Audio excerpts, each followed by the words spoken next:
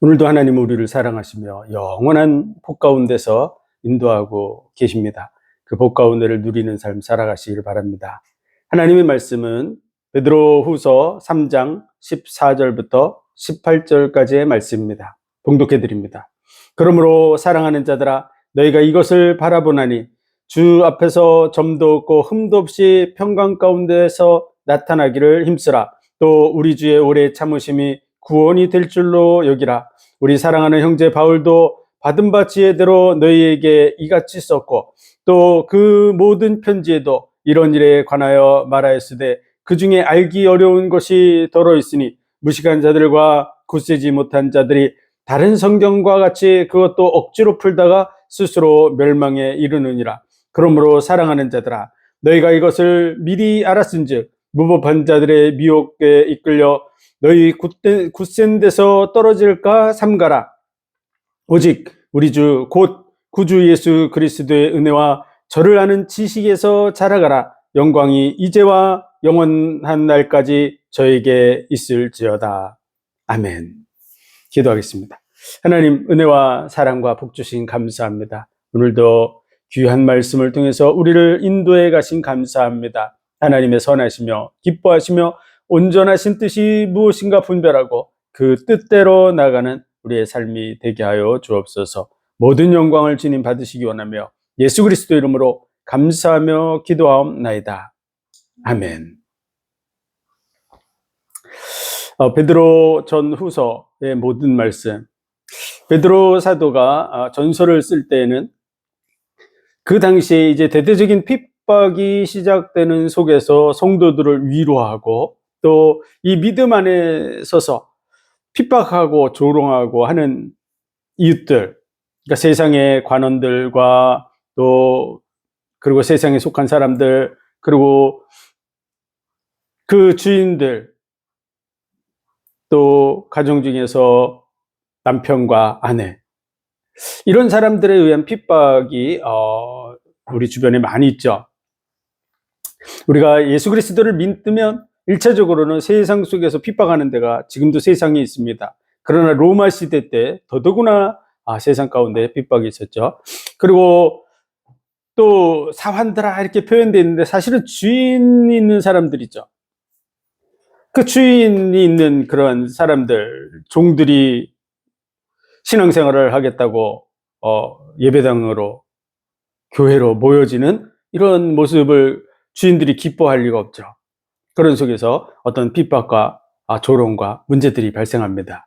또 당시에 로마가 이제 대대적으로 막 핍박을 하고 있는 이런 시대 속에서 신앙생활을 하겠다고 가고 있는 아내를 보는 남편의 눈 역시 곱지 못하겠죠. 또 남편이 간다. 평안한 때 같으면은 뭐 그럴 수도 있겠죠. 그런데 지금 막 대대적인 핍박이 시작돼서 그리스도인이면 어떤 상태였냐? 그러면 그리스도인이라는 것 자체로 죄가 돼서 그대로 직결 심판을 하는 시대가 막 도래하고 있는 그런 속에서 베드로도 이 순교의 날이 가까운 이러한 때 이제 성도들을 위로할 뿐만 아니라 그리스도인의 그 신분을 잊지 말아야 되고 하나님 때문에 참고 하나님 때문에 견디는 그런 자리에 서라고 말하고 있고요. 또 그것을 넘어서서 그 핍박하는 자들이 구원받을 수 있도록 돕는, 그래서 그들의 물음에 대해서 할 말을 준비하는 그런 삶을 살으라고 말하는 것이 베드로 전서의 내용입니다. 그렇다면 베드로후서는 어떤 내용일까요? 베드로후서는 이제 자신이 떠나갈 날이 진짜 임박한 때가 되었습니다.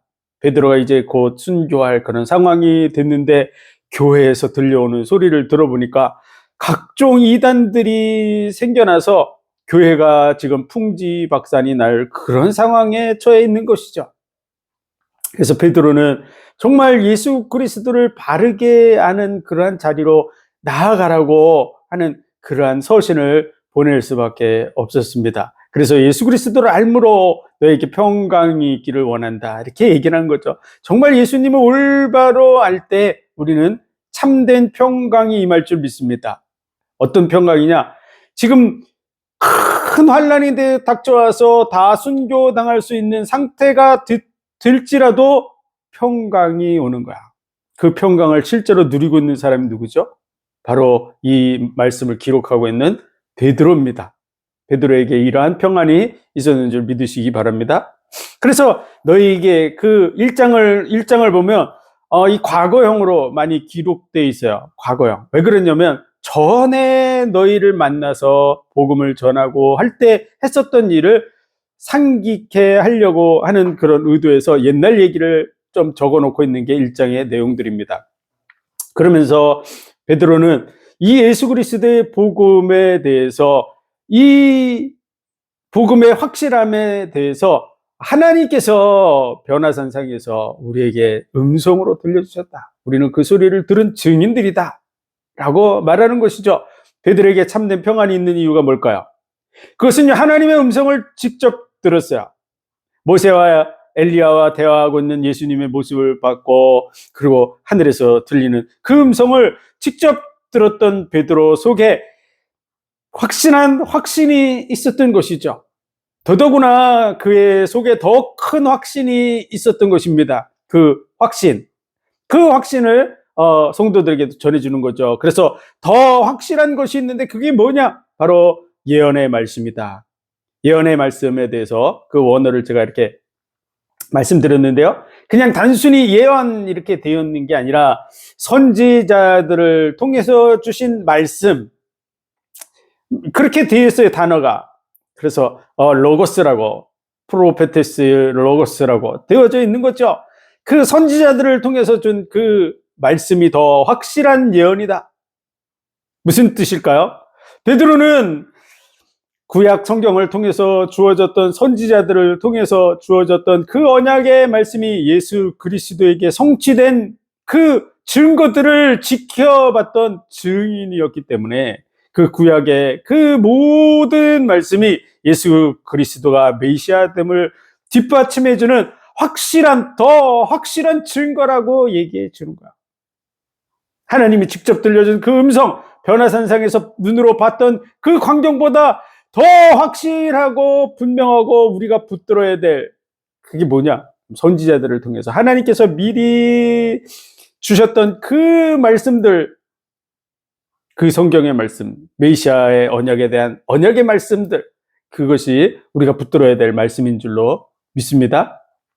그래서 이 확실한 말씀 위에 서야 된다. 이 말씀 위에 굳게 서서 이 언약의 믿음의 덕의 인내, 절제를, 그리고 형제 사랑을 그 은혜 속에 제대로만 세워졌다면 너희가 흔들리지 않았을 거라고 얘기하는 거예요. 우리도 하나님을 믿는 그 믿음의 지식의 절제, 이런 부분을 정말 충만하게 이렇게 훈련되고 준비되어져서 확실한 믿음 위에 서야 될 줄로 믿습니다. 그런 믿음 위에 서도록 우리 자신을 훈련해 나가야 돼요. 그냥 하나님의 말씀 한 번 들었다고 내게 되는 게 아니에요. 제가 말씀을 준비하고 설교를 해도 마찬가지예요. 제가 말씀을 새롭게 막 준비해가지고 설교문을 작성하고 설교를 해도 새롭게 한 거는 저 자신에게도 적용이 잘 안 된다, 그 말이죠. 그냥 시간이 지나면 잊어버리게 돼요. 자기가 한 설교도 잊어버리는데 누군가 하는 설교를 듣고 그거를 갖다가 계속 기억한다, 거의 불가능하다고 하는 것을 알아야 됩니다. 그래서 하나님의 말씀에 대해서 계속해서 반복해서 그 말씀이 내 것이 되도록 만드는 그러한 작업을 해야 돼요. 그래서 한번 들었다고 아는 게 아니에요. 한번 들으면 그렇구나 이렇게 이해는 하지만 시간이 지나면서 다 잊어버리는 것이죠. 아주 까마득하게 잊어버립니다. 한번 지나간 것은 잊어버리게 돼 있어요. 그러나 2번, 3번, 10번, 20번 반복하면 그것이 내 것이 될 뿐만 아니라 그것이 삶에 적용되게 돼 있고 내 삶을 변화시켜 나가게 된다는 사실을 알고 말씀을 반복해서 훈련하는 그런 자리에 나가야 될 줄로 믿습니다. 이러한 일들을 하지 않았던 그런 성도들이 이제 이단들이 들어왔을 때 흔들리게 되는 것이죠. 그 이단들은 어떤 사람들이었냐? 그것이 2장의 내용인데요. 2장의 내용 속에서는 그들은 사신주를 부인하는 자다. 온 인류를 값주고 산 분이신데 그분을 부정하는, 대적하는 이러한 사람들을 따라가는, 이게 말도 안 되는 것이죠. 그래서 그들이 어떻게 유혹하냐? 그러면은 음란으로서 각종 죄로 우리를 유혹한다, 이렇게 표현하고 있는데요. 왜 그럴까요? 그것은요, 우리의 연약한 부분들을 사탄이 잘 알고 있고 사탄이 그들을 이용해서 우리의 약점들을 공격하는 거야. 운동을 하는 경기를 봐도 서로 약점들을 찾아서 공격하듯이 마귀도 우리의 약점들을 공격합니다. 그러나 우리가 그리스도의 언약으로 잘 무장되어 있다 그러면 그 어떤 부분에 있어서도 승리하게 될 줄로 믿습니다. 그래서 그들의 미혹을 받아서 옛날로 돌아가는 것은 옳지 않다. 믿지 않는 자리로, 불신자의 상태로, 사신주, 주관하는 일을 멸시하고 또 이 복음 전하는 일들을 대적하는 그러한 일들의 자리로 가지 않게 될 줄 믿습니다. 그러면서 이제 3장에서는 마지막에 기롱하는 자들이 나타난다고, 하나님의 말씀에 대해서 그 하나님의 말씀을 믿지 않는 것이죠. 그래서 베드로는 내가 이 말씀을 너희에게 기록하는 이유는 너희로 기억하게 하려는 것이다. 뭘 기억할까요? 그것은요, 선지자들을 통해서 주신 구약의 말씀, 그리고 또 예수님께서 사도들을 통해서 주신 신약의 말씀을 너희로 기억하게 하려고 하는 거라고 표현하고 있습니다. 그래서 베드로 사도가 지금 말씀 중심으로 인도해 나가는 그 메시지가 베드로 후서라고 할 수 있습니다. 그래서 베드로 후서의 결론적인 내용이 오늘 본문의 말씀인데요. 마지막 3장 18절입니다. 오직 우리 주 곧 구주 예수 그리스도의 은혜와 저를 아는 지식에서 자라가라. 그 은혜와 지식에서 자라가는 방법이 뭘까요? 영양제를 많이 먹으면 자라갈까요? 그건 육신적인 얘기죠. 예수 그리스도의 그 은혜와 지식에서 자라가기 위해서는 하나님의 말씀을 부지런히 읽고 묵상해서 예수 그리스도에 대해서 예언된 그 말씀이 어떻게 성취됐는지를 계속 반복해서 확인하면 시간이 지나면 믿음에 견고히 서게 됩니다. 그래서 여자의 후손이 와서 뱀의 머리를 상할 것이다. 그래, 이 사단의 문제를 해결하는 것은 여자의 후손이 와야 되는구나. 내 인생에 닥쳐오는 이 마귀와 귀신들의 잘못된 악한 그런 못된 장난질, 우리 인생을 공격하는 그런 마귀와 귀신들의 장난질에서 우리가 벗어나는 방법이 뭐냐? 여자의 후손이 와야 된다는 거예요. 예수 그리스도를 의지할 때 거기서 빠져나오게 될 줄 믿으시기 바랍니다. 처녀가 잉태하여 아들을 낳을 것이요 그 이름을 임마누엘이라 하리라. 이것이 너에게 징조가 되리라. 그 말씀이 마태복음 1장에서 기록되었을 때, 그러면서 그 말씀이 쭉 적혀져 있는 거, 그것은 하나님이 우리와 함께 계시다는 뜻이다. 그렇게 적혀져 있는 거죠. 그것이 바로 예수 그리스도야. 베들레헴 에브라다 유대고을 중에 작을지라도 이스라엘을 다스릴 자가 내게서 내게로 나올 것이라. 그는 상고의 태초이니라. 상고부터 계신 분, 태초부터 계신 분, 그분이 오신다는 거야. 이새의 뿌리에서 한 싹이 나서 결실하게 될 것인데 그는 영존하시는 아버지여 전능하신 하나님이라고. 이새의 뿌리에서 한 싹이 나는데 그는 영존하는 아버지고 전능한 하나님이라고 말하고 있는 거야. 그 하나님이 이 땅에 오신다고. 그분이 바로 예수 그리스도인 줄 믿으시기 바랍니다.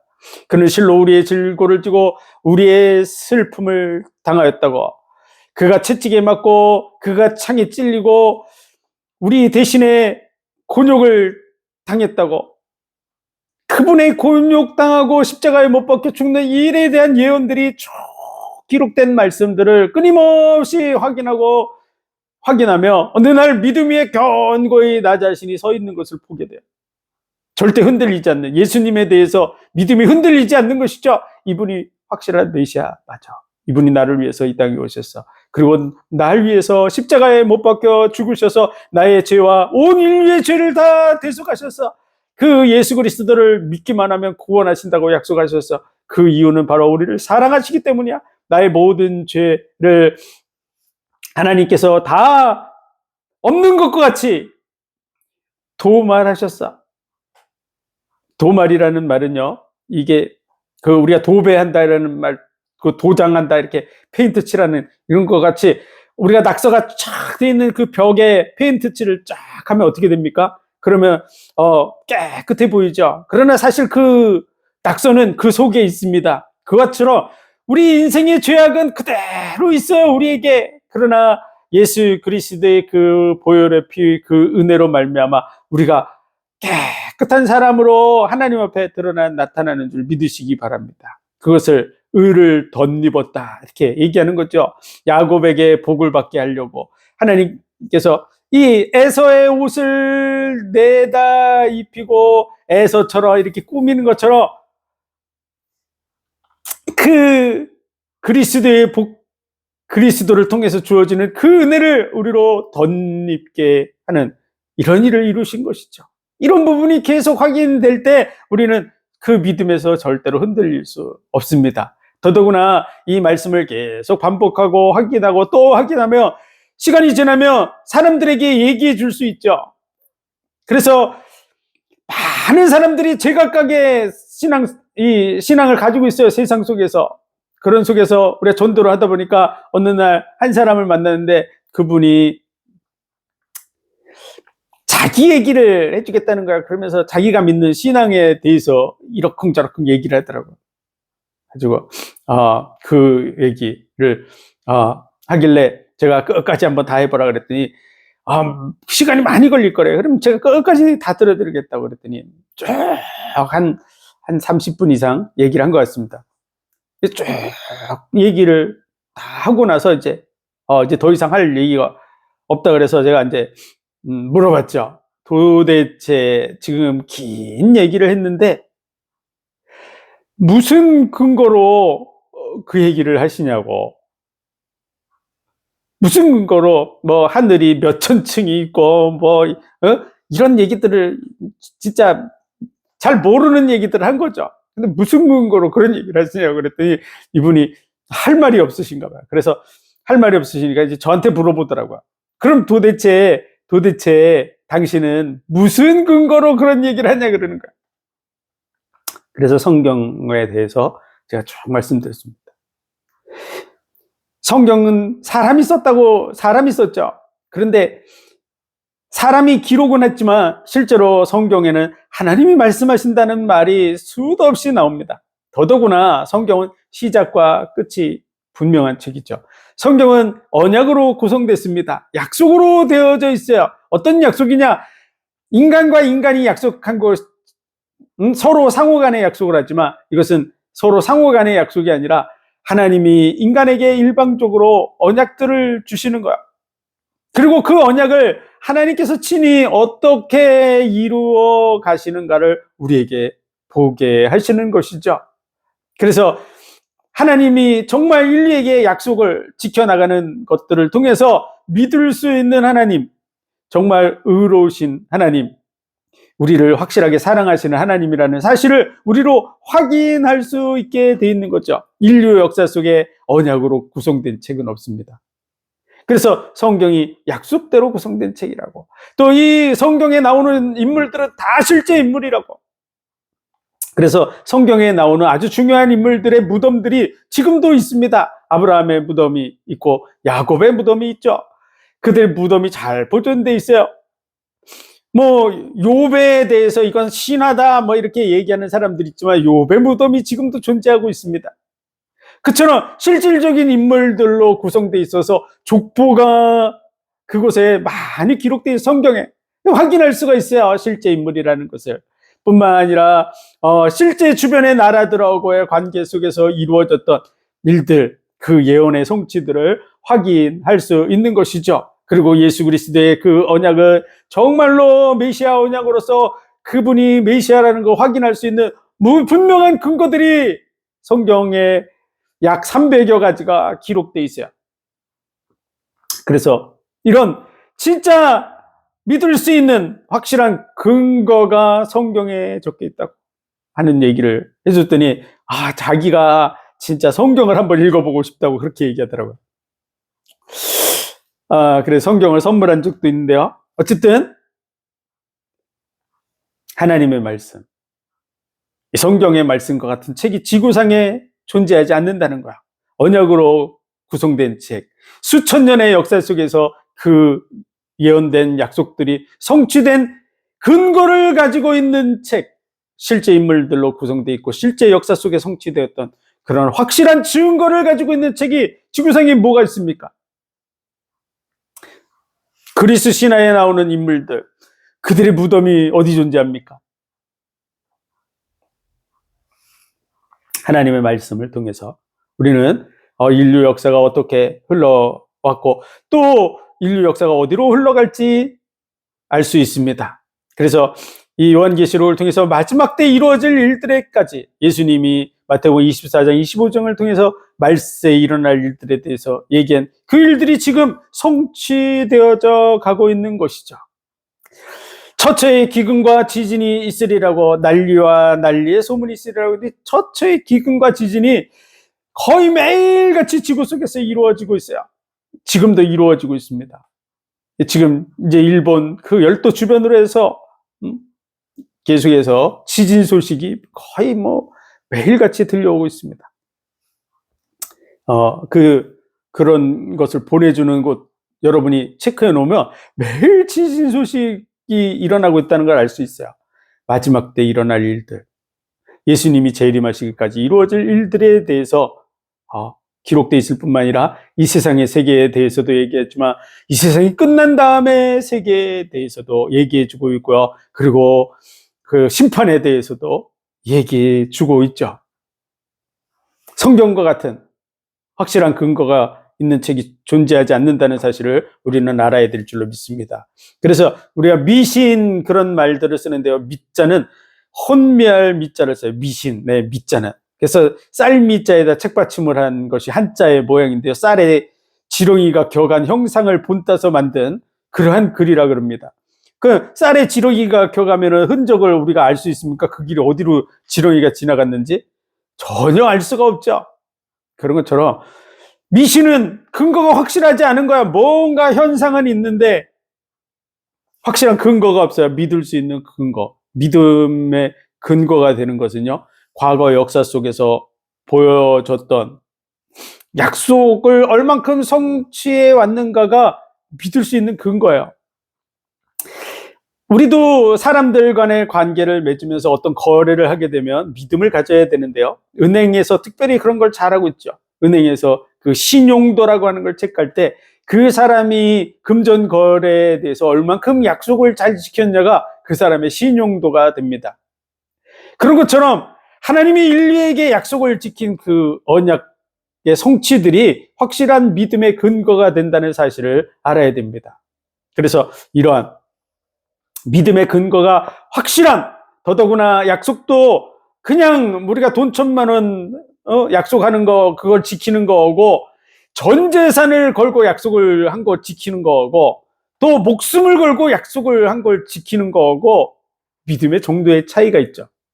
하나님께서는 인류에게 약속을 주시고 그 약속을 끊임없이 성취하셨을 뿐만 아니라 우리를 위해서 자기의 생명을 내어줄 약속을 하셨는데 그 일을 실제로 십자가에서 이루셨다고 하는 사실을 우리는 확실하게 알아야 됩니다. 그래서 기독교처럼 확실하게 믿을 수 있는, 생명을 내어주기까지 약속을 지킨 근거를 가지고 있는 종교, 지구상에 다른 종교 존재하지 않는다는 사실을 알아야 됩니다. 신이 인간을 위해서 대신 죽은 그런 확실한 근거를 가진 종교가 어디 있습니까? 그래서 이러한 부분에 대해서 우리가 정말 확실하게 자신 있게 얘기할 수 있을 정도로 뭘 해야 된다고요? 하나님의 말씀을 통해서 예수 그리스도의 이 복음에 대해서 끊임없이 듣고 확인해서 내 거로 만들어야 된다는 거죠. 그래야 다른 사람이 물어봤을 때 얘기해 줄 수 있는 것이죠. 그래서 기롱하는 자들이 마지막에 하나님의 말씀에서 주의 강림하신다는 약속이 어디 있냐? 이 세상이 처음 창조할 때부터 지금까지 그대로 있다.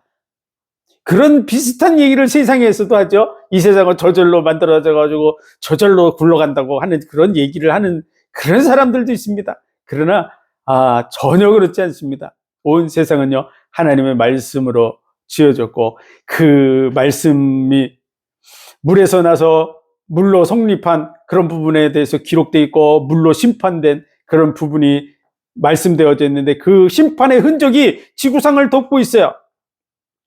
노아의 홍수가 일어났을 때 그 홍수 사건으로 인해서 물이 지구를 덮게 되는 역사가 일어났는데요. 물이 지구를 덮으면 어떻게 됩니까? 달의 인력에 의해서 물이 달이 있는 쪽으로 이렇게 몰리게 돼 있습니다. 그리고 지구는 매일같이 하루에 한 바퀴씩 돌죠. 그러다 보니까 지구가 매일같이 지구를 감싸면서 물이 한 바퀴씩 돌아서 지구가 매일 한 번씩 휩쓸린 거죠. 전 세계가 다 휩쓸린 그런 흔적이 지구에 남아 있습니다. 그래서 고원들이 많이 있고요. 그 고원에 물이 찼던 것이 빠지면서 그 협곡이 된 곳이 존재하죠. 그리고 물에 휩쓸려 가지고 그 물에 휩쓸리면은 그 부유물들이 이렇게 저렇게 모여지게 됩니다. 그래서 그 유전이 만들어진 거, 우리가 석유, 석탄 이런 것들을 화석화 연료라 그럽니다. 다 아는 내용이죠. 그 화석화 연료들이 집단으로 그냥 매장이 돼가지고 구덩이를 이루고 있는, 그리고 공룡의 무덤이라는 그 화석지대가 발견되기도 하죠. 왜 그럴까요? 그들이 사람들처럼 공동매질을 정해놓고 우리 죽을 때는 저기 가서 죽자 이렇게 했을까요? 그럴 일이 없죠. 물에 휩쓸려가지고 한꺼번에 가서 매장이 되다 보니까 그런 공룡 무덤이라고 하는 그런 화석지대가 발견되기도 하고 하는 것입니다. 그래서 우리 주변에 수많은 퇴적층들 이런 것들을 확인해도 마찬가지야. 그래서 이런 과학적인 근거들을 쭉 따져보니까 지구가 노아 홍수로 다 한 바퀴 돌아서 층층이 쌓여졌다는 것을 확인할 수 있습니다. 그래서 그 진화론에서 얘기하는 뭐 여러 가지 기간에 거쳐서 만들어졌다. 사실 새빨간 거짓말이야. 왜냐하면 이 지층을 뚫고 묻혀져 있는 그러한 다지층 나무, 다지층 여러 가지 지층을 뚫고 있는 그런 화석들, 그런 것들이 많이 발견되고 있기 때문에 그런 말도 안 되는 얘기들입니다. 그리고 지구의 역사를 통해서 얘기하는 것도 말도 안 되죠. 지구를 46억 년 뭐 이렇게 됐다고 얘기해서 지층이 1cm 쌓이는데 뭐 10,000년 뭐 이런 식으로 걸렸다고, 그런 주장 말도 안 되는 정말 헛소리입니다. 그렇게 하면 다지층 나무가 존재할 수 없죠. 이런 여러 가지 증거들을 확인해 보면 지구가 6,000년 속에서 하나님이 만드셨고, 그리고 노아 홍수 때 다 휩쓸려서 여러 가지 지층들이 만들어져서 그 지층이 섬과 섬이 연결될 정도로 띠를 이루고 있어요. 이렇게 띠를 쭉 따라가 보면 저쪽 섬에도 연결되는 거죠. 거리가 뚝 떨어져 있는 그 섬들 간에 그 같은 지층들이 연결돼 나가는 것을 알 수 있습니다. 그랜드 캐년 계곡 같은 데를 가서 보면 꼭 시루떡 이렇게 차곡차곡 쌓아놓은 것처럼 쫙 띠를 이루고 있죠. 무지개 떡같이 층층이 띠를 이룬 모습들을 볼 수 있습니다. 지구를 휩쓰는 홍수가 있었다는 것을 그들이 불어 잊으려 한다고 말하고 있는 거예요. 그런데 그 동일한 말씀으로 마지막에는 불사르기 위해서 예비되어 있다고 말하는 것이 우리가 살펴봤던 후서의 3장의 말씀입니다.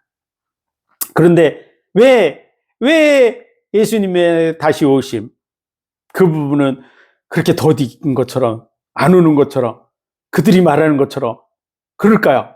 그 부분에 대해서 적어놨던 것을 우리가 지난번에 살펴본 것입니다. 그래서 하나님은 천년을 하루를 천년같이 모두 다 회개하여 구원에 이르기를 원하고 있기 때문에 기회를 주고 있다는 거야.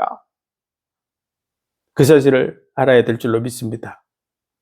그래서 더딘 것 같이 더딘 것이 아니라 기회를 주고 있는 거야. 깨닫고 돌이키도록. 안 그러면 어떻게 될까요? 안 그러면 다 지옥으로 가는 거야. 어떤 사람은 지옥에 대해서 지옥이 어딨어 이렇게 얘기하고 가면 되지 뭐 그렇게 생각하는 사람도 있고, 우리가 인간이요 웬만한 거는 잘 적응합니다. 추운 거 더운 거 어느 정도 적응하죠. 그런 것처럼 조금 견디다 보면 적응이 될 거라고 생각하지만 전혀 그렇지 않습니다. 지옥이 정말 견딜 만한 곳이면 하나님이 육신을 입고 이 땅에 오셔서 십자가에 못 박혀 죽으시기까지 하시면서 우리를 구원할 필요가 있겠습니까?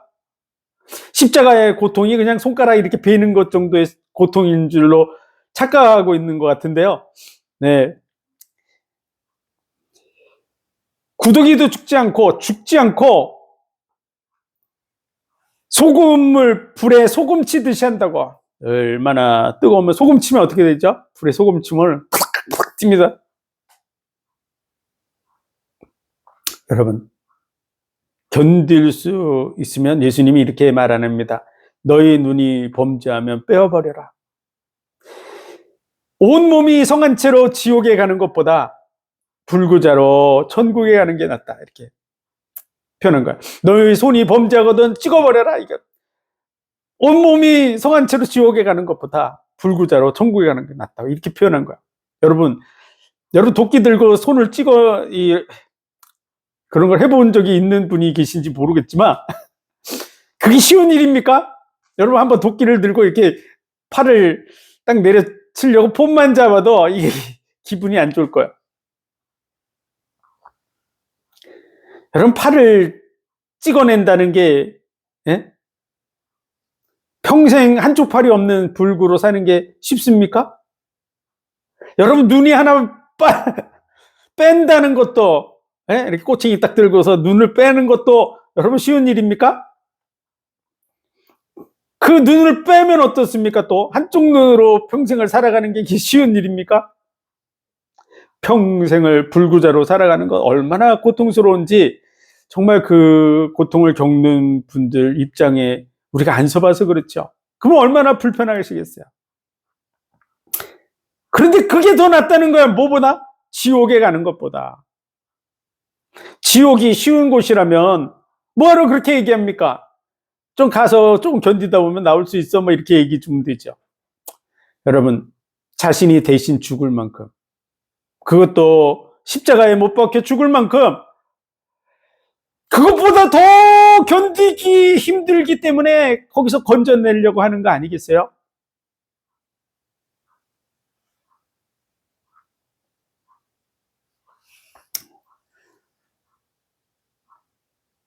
그런 예수 그리스도의 고통을 무시하고 멸시하고 지옥에 가면 되지.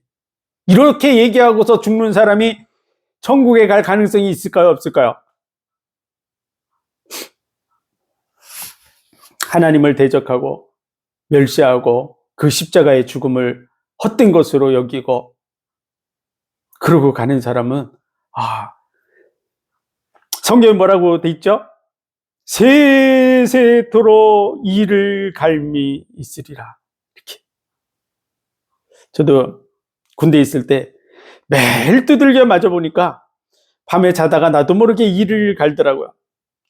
한참 자다 보면 드드득 소리가 나길래 이 정신을 차리고 보니까 제가 이를 드드득 갈고 있더라고요.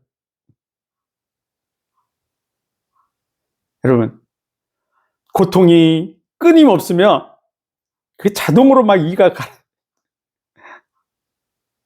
그것도 정신이 그 없는 상태에서 가는 거는요, 좀 괜찮은 것 같아요.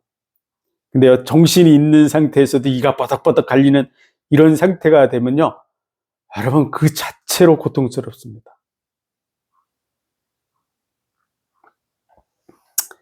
어떤 사람은 죽음은 뭐 무슨 고통을 느껴 이렇게 얘기하는 분들도 간혹 봤습니다. 근데 몰라서 하는 소리죠. 여러분 죽으면 여러분의 육체는 고통을 못 느낍니다. 뭐 칼로 자르든지 불 속에 요즘엔 다 화장하잖아요. 근데 그 불 속에서 화장할 때 고통스럽다고 소리 지르는 분 한 분도 없죠. 네, 육신은 고통을 못 느낍니다. 육신이 느끼는 게 아니에요. 우리 영혼이 그 속에서 느끼는 것이죠. 영혼이 붙어 있을 때만 고통을 감지할 수 있어요. 다시 말해서 여러분의 영혼이 영원히 고통을 받는 거야.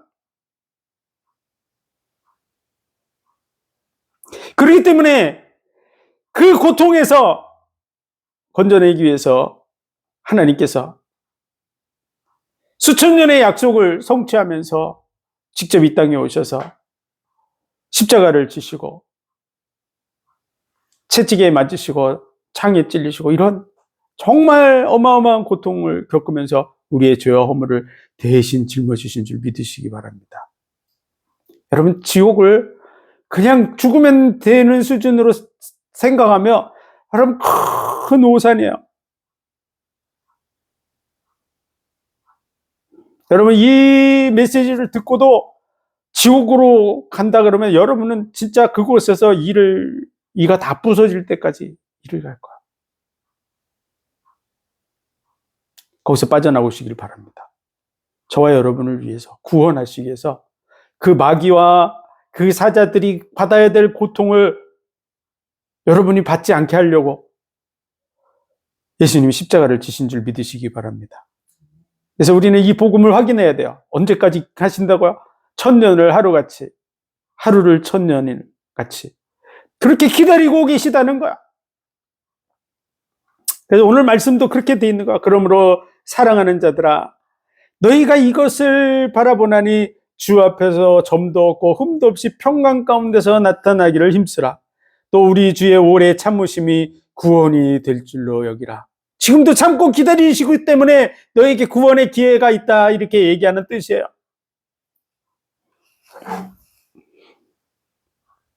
우리 사랑하는 형제 바울도 받은 바 지혜대로 너에게 같이 썼고 또 그 모든 편지에도 이런 일에 관하여 말하였으되 너희 중에 알기 어려운 것이 더러 있으니 무식한 자들과 굳세지 못한 자들이 다른 성경과 같이 이것도 억지로 풀다가 스스로 멸망에 이르느니라.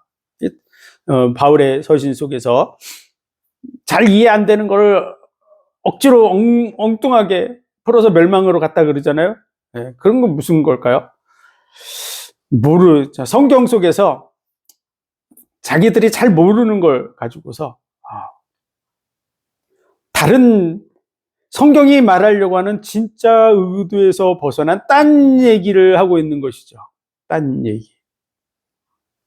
그래서 그리로 가다가 망한다, 이런 얘기를 한 것입니다. 그런 얘기에 대해서 우리가 또 살펴보려고 그러면 바울 서신 전체를 이렇게 섭렵해서 봐야 되는데요. 예, 또 기회가 되면 그렇게 하게 될 줄로 믿습니다. 그래서 성경은 자기 자의대로 억지로 풀면 안 돼요. 많은 이단들이 다 거기서 나온 거예요. 성경을 자기 멋대로 푸는 것이죠. 그래서 결국은 잘못된 도덕 폐기론 이런 것들도 나왔죠. 잘못된 해석 때문에 그래요. 사실은 그 바울 서신의 의도들이라든지 내용들을 잘 분해해 보면 그런 내용은 하나도 없습니다. 억지로 자기들 멋대로 푸는 것이죠. 그러므로 사랑하는 자들아, 너희가 이것을 미리 알았은즉 무법한 자들의 미혹에 이끌려 너희 굳센 데서 떨어질까 삼가라. 너희 굳센 데는 뭘까요? 그것은 예수 그리스도를 믿는 믿음. 그 믿음 위에서 떨어질까 조심하라는 거야. 무법한 자들의 미혹은 바로 영지주의자들. 영은 거룩하고 육신은 악하기 때문에 육체는 아무렇게나 해도 된다. 그게 영지주의자들이에요. 그렇지 않습니다. 바울 서신도 그런 내용을 적어놓은 구절은 한 구절도 없습니다. 그래서 잘못된 그런 길로 가지 말라. 오직 우리 주 곧 구주 예수 그리스도의 은혜와 저를 아는 지식에서 자라가라. 뭘 가지고요? 선지자들을 통해서 주신 예언의 말씀, 구약의 말씀과 예수 그리스도께서 사도들을 통해서 명하신 신약의 말씀, 그 위에 서야 될 줄로 믿습니다. 그래서 이 신구약, 그 신약의 말씀에 대해서 사도들이 신약 성경들을 거의 다 적었고, 그리고 사도 시대 때 있었던 사람들을 통해서 신약의 말씀들이 정리되었다고 하는 사실을 알아야 됩니다. 그래서 사도들이 그 일의 마지막 검증자들이라고 할 수 있어요. 그 이후에 기록되는 많은 책들이 존재하지만 다 이단이라고 하는 걸 알아야 돼요.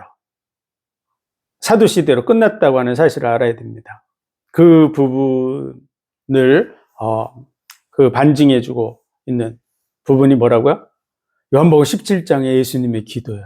예수님의 기도 내용을 제가 요한복음 17장 그걸 이렇게 강의해 놓은 것이 있는데요. 꼭 참조하셔서 보셔야 됩니다. 그래서 요한복음 17장에서 많은 분들은 하나님 앞에 예수님께서 기도하실 때 저들도 우리와 하나가 되게 하옵소서 이런 부분들만 이렇게 해서 그냥 하나됨의 어떤 기도문으로 이렇게 풀어버리는데요. 단순히 그냥 하나됨의 기도가 아닙니다. 그걸 통해서 후대들조차도 이 복음의 언약 위에 바르게 서게 하려고 하는 그런 부분 속에서의 하나되며, 그래서 그 하나됨을 위해서 언약을 기록해서 우리로 하나가 되게 하고 있는 것이죠. 우리 후대들이 어떻게 하나가 될 수 있습니까? 바로 약속의 말씀들을 통해서 하나가 되는 거예요. 그런 근거가 원어를 통해서 이렇게 확인하면 확인할 수 있게 되어 있습니다. 그리고 요한계시록을 통해서 이 기록된 말씀들 외에 더하거나 또 빼거나, 그럼 빼면 어떻게 된다고요? 생명책에서 지워버린다고 이게 돼 있죠. 더하면 어떻게 됩니까? 이 성경에 기록된 모든 재앙을 더한다 그랬는데, 성경에 기록된 모든 재앙, 그 재앙의 원류가 어디 있냐? 지옥에 있는 거야. 하나님이 이 세상을 통해서 좋은 것과 나쁜 것을 직접 경험해 보게 하셨는데요. 지옥에 있는 것들도 우리로 조금씩 맛보게 해놓은 것이 이 세상에 있는 고통들이에요. 그것이 영원히 이어지는 것, 지옥. 이 세상에서 맛보았던 많은 기쁘고 즐겁고 행복하고 한 좋은 것들이 있는 곳, 천국. 그래서 기록한 말씀 외에 넘어가면 안 됩니다. 그리스도인들 중에 보면 때로 영서 쓴다는 분, 제가 그 얘기도 듣고 어떤 사람이 영서를 썼대 뭐 이렇게 해서. 근데 정말 무서운 일입니다. 그 사람이 신앙이 좋은 것 같아도요, 그 영서, 자기가 진짜 하나님의 말씀을 받아서 적었다 그러면 그 성경에 들어가야 돼요. 근데 성경에 더하거나 빼면 안 된다고 기록이 돼 있다 그랬죠. 절대 그러면 안 됩니다. 절대 그러면 안 돼요. 그걸 인정하는 속에 들어가도 안 됩니다. 인정하는 속으로 들어가면 어떻게 될까요? 자신도 망하게 되고요. 그걸 내가 인정하고 전파함으로 인해서 수많은 영혼을 멸망의 길로 인도하기 때문에요. 절대로 구원받을 수 없어요. 그리고 하나님께 내가 직접 직통계시를 받았다. 직통계시를 받았다. 그래가지고 뭔가 성경 외에 더 해야 될 것 같은 어떤 직통계시를 얘기하는 사람들이 있는데요. 그걸 아주 잘 받은 사람이죠. 책 한 권 썼어요. 그게 바로 몰몬경이에요. 몰몬경. 여러분, 내가 보면 직통계시를 받았다는 사람, 몰몬경 같이 그렇게 성경 한 권 쓴 사람 못 봤어요. 여러분, 다 어떻게 보면 귀신 장난이라는 사실을 알아야 돼요. 왜 그렇죠? 이 성경이 심판의 기준이 됩니다. 요한계시록에 보면 책들이 펴져 있고 또 다른 책이 펴졌으니 또 다른 책은 생명책이라고 돼 있고요. 책들이 펴져 있어요. 그 책들에 대해서 시편 149편 9절에 하나님께서 기록된 판단대로 시행할지로다 이렇게 돼 있어요. 심판하시는 장면에 대해서 기록된 판단대로 시행할지로다. 기준이 있어요. 히브리서 4장 12절도 하나님의 말씀은 좌우의 날선 어떤 검보다 이래서 혼과 영과 관절과 골수를 찔러 쪼개기까지 하며 만물이 벌거벗은 것 같이 그 앞에 드러나고 우리의 마음과 생각을 감찰하느니라.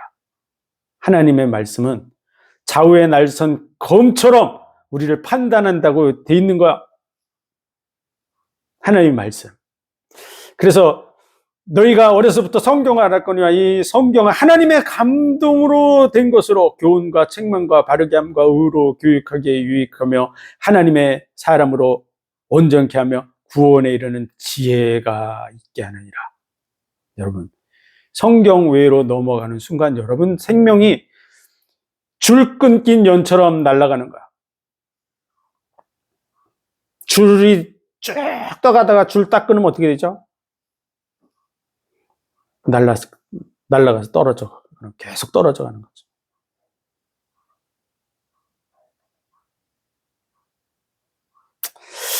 지금 세계의 기독교 속에서도 보면 이 성경을 참고서라고 얘기하는 그런 사람들이 있습니다. 참고서. 그리고 성경을 하나님의 말씀으로 인정 안 하는 집단들도 있어요. 여러분. 그러는 순간 여러분의 생명도 다 끝나는 거야.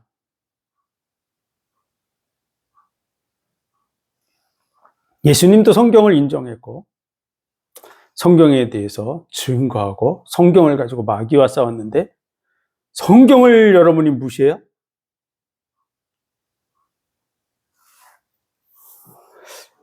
성경 외에 더하는 뭐 예언한다고 헛소리하고 그것이 하나님이 주신 말씀이라고 이런 그런 부분에 대해서 단어를 교묘하게 이렇게 베드로 전서 1장에 예언은 사사로이 풀 것이 아니고 뭐 하나님의 감동을 입어 사람들이 말한 것이라고 하는 구절을 해서 자기들이 하나님의 감동을 입어서 말하는 하나님의 말씀인 것처럼 가정하는 자들, 그런 것들은 정말 적그리스도의 영을 받은 자들이라고 알아야 됩니다. 영혼들을 속일 뿐만 아니라 그 말을 듣는 순간 여러분이 요한계시록에 기록된 말씀의 범위에 들어가는 거야. 그래서 이 베드로가 자신이 죽음이 임박한 상황 속에서도 마지막 이제 제자들을 세워주고 가야 되는데 어디에 세워요? 선지자들을 통해서 주신 구약의 말씀과 사도들을 통해서 주신 신약의 말씀 위에 세우고 가는 줄 믿으시기 바랍니다. 거기에 더하거나 빼면 안 돼요. 마지막에요, 다 구원받지 않습니다. 여러분, 환난의 바람이 불어올 때 다 날아가게 돼 있어요. 성경이 안 믿어져요? 성경 중심의 신앙이 아니에요. 그럼 여러분 날아가는 걸 스스로 막을 수가 없어요. 왜냐하면 여러분 속에 감당할 수 없는 의심이 여러분 속에 파고들어서 여러분이 낙엽처럼 날아가는 것을 막을 수 없어요. 말씀 위에 서시기를 주의 이름으로 축원드립니다. 기도드리겠습니다. 하나님 은혜와 사랑, 복 주신 감사합니다. 우리 자신이 예수 그리스도를 아는 그 은혜와 지식에서 자라가게 하여 주옵소서. 구약의 말씀과 신약의 말씀을 통해서 메시아의 언약이 증거되어 왔는데 그 언약 위에 굳게 서서 그 믿음을 가지고 영혼을 바라보고 마지막 큰 환난을 예비하며 모든 사람이 다 구원받기를 원하는 그런 마음으로 기다리고 계시는 주님 앞으로 많은 영혼들을 인도해가는 우리의 삶이 되게 하여 주옵소서. 모든 영광을 주님 받으시기 원하며 예수 그리스도 이름으로 감사하며 기도하옵나이다. 아멘.